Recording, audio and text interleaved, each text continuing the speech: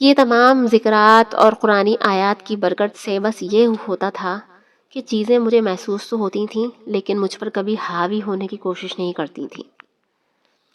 ایک روز کی بات یہ ہے کہ میں لیٹی ہوئی تھی اور میری آنکھ لگ گئی تھی بیڈ پر، اور میرے برابر میں میرا بڑا بیٹا جو کہ 3 سے 4 سال کا تھا، اور سب سے چھوٹا بیٹا جو ہے وہ دوسری سائڈ کے اوپر تھا، وہ کچھ مہینوں کا تھا، اور میں بیچ میں لیٹی ہوئی تھی۔ میں شاید کوئی چیز پڑھ رہی تھی، تسبیح یا اللہ تعالیٰ کا ذکر کر رہی تھی کہ مجھے پتہ نہیں چلا میری کب آنکھ لگ گئی۔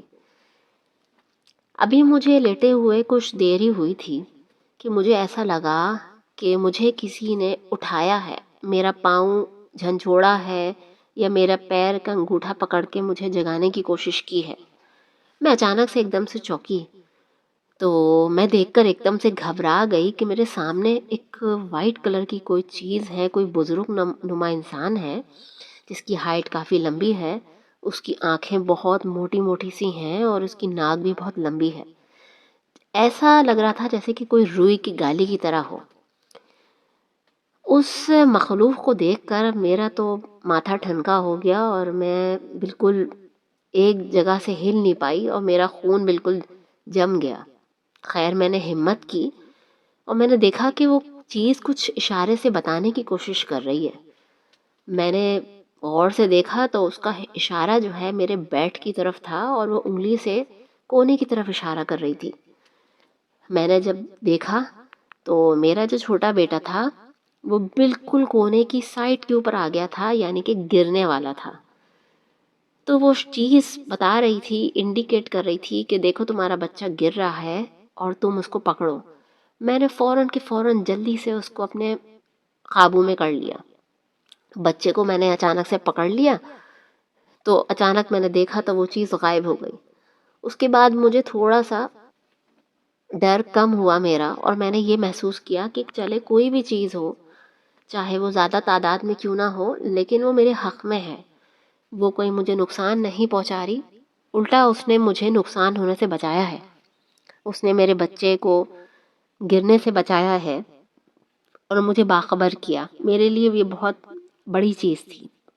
میں نے اپنے شوہر کو بھی بتایا تو انہوں نے بھی یہی کہا کہ جو بھی ہیں معاملات اس گھر کے اندر، تو ہم پوچھیں گے کسی عامل صاحب سے، کسی مولوی صاحب سے کہ آخر ایسا کیوں ہے، اور یہ جان کر مجھے بھی تھوڑا سا اطمینان ہوا کہ جو بھی ہے وہ ہمارے حق میں بہتر ہے، ہمیں نقصان نہیں پہنچانا چاہتی ہے۔ تم ایسے ہی پڑھتی رہا کرو، ذکر کرتی رہا کرو تاکہ کوئی بھی چیز تم پر حاوی نہ ہو۔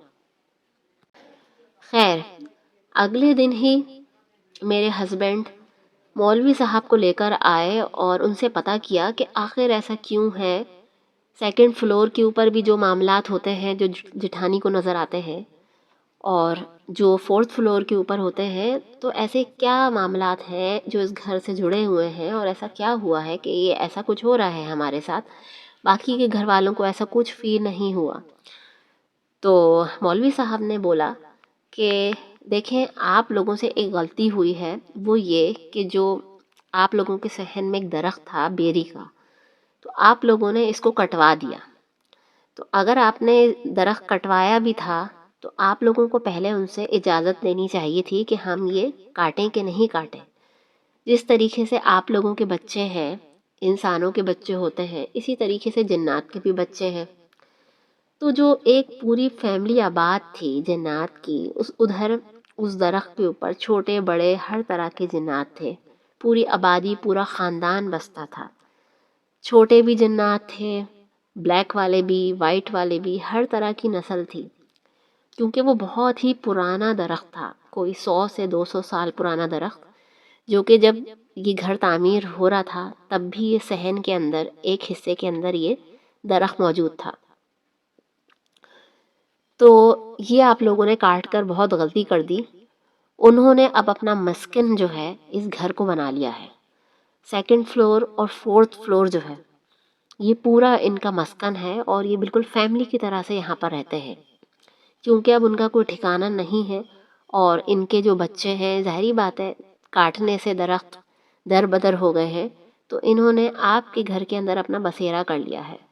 خیر آپ لوگ پڑھتے پڑھاتے رہا کریں. مولوی صاحب نے دم کا پانی دیا، تعویذات دیے اور اللہ کا کلام پڑھنے کو اور کہا جلد سے جلد اس گھر سے شفٹ ہو جائیے. اگر آپ لوگوں کے پاس وسائل نہیں ہیں تو پھر ایسے ہی صبر کرنا پڑے گا. تو میں نے جو ہے 8 سال صبر شکر کے ساتھ گزارے اور ہر دن میرے لیے ایک عذاب سے کم نہیں ہوتا تھا. کہنے کو کوئی ایسا واقعہ پیش نہیں آیا کہ جس پر مجھے کوئی نقصان اٹھانا پڑے، لیکن 8 سال ایسے گھر میں گزارا کرنا بہت مشکل ہوتا تھا. آپ لوگ تو خود اندازہ کر سکتے ہیں کہ اس گھر میں اگر 3 سے 4 دن بھی اگر کوئی گزار لے تو بہت بڑی بات تھی، جہاں میں نے 8 سال گزارا کی. پھر کچھ عرصے بعد یہ گھر بک گیا.